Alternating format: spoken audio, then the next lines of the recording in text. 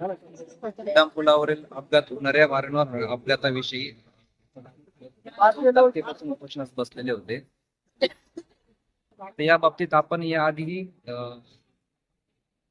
पोलिसांना वगैरे पत्र देऊन उड्डाणपुलाची संयुक्त पाहणी केलेली आहे. त्यानुसार पोलीस आणि आरटीओ डिपार्टमेंटनी आपल्याला काही उपाययोजना सुचवल्या होत्या, जसे की स्पीड ब्रेकर टाकणे, त्याला थर्मोप्लास्टने रंगवणे, वॉर्निंग साईन बोर्ड्स लावणे, पुढे अपघाती पवनचक्र आहे वगैरे असे साईन बोर्ड्स लावणे. त्या अनुषंगी आपण हरेगाव साईडला एक स्पीड ब्रेकरही टाकला, त्याला आपण थर्मोप्लास्टने रंगवले. पण रामपूर बाजूस आणि नेवासा बाजूस दोन्ही बाजूस आपण पुढे अपघात प्रवण आहे असं आपण इशारादर्शक फलक पण लावलेला आहे आणि इतरही आपण वॉर्निंग साईन बोर्ड लावले. तर प्रायमरी तत्वावर आपण जेवढे शक्य होईल तेवढे आपण उपाययोजना केलेले आहे. वेळोवेळी आपण उड्डाणपुलावरील गवत वाढलेले झाडाच्या फांद्यातही आपण साफ केलेले, जेणेकरून गाड्यांना व्हिजिबिलिटी क्लिअर असेल.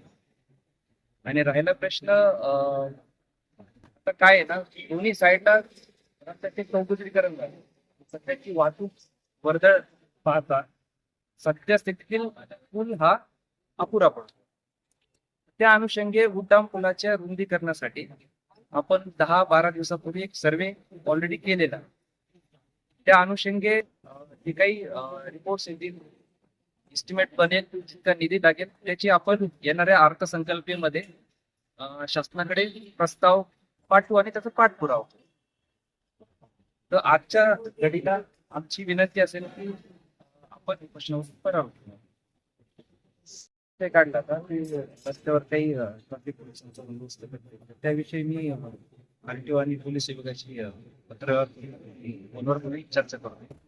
जर त्याच्यातून काही मार्ग निघाला तर आपण तो नक्कीच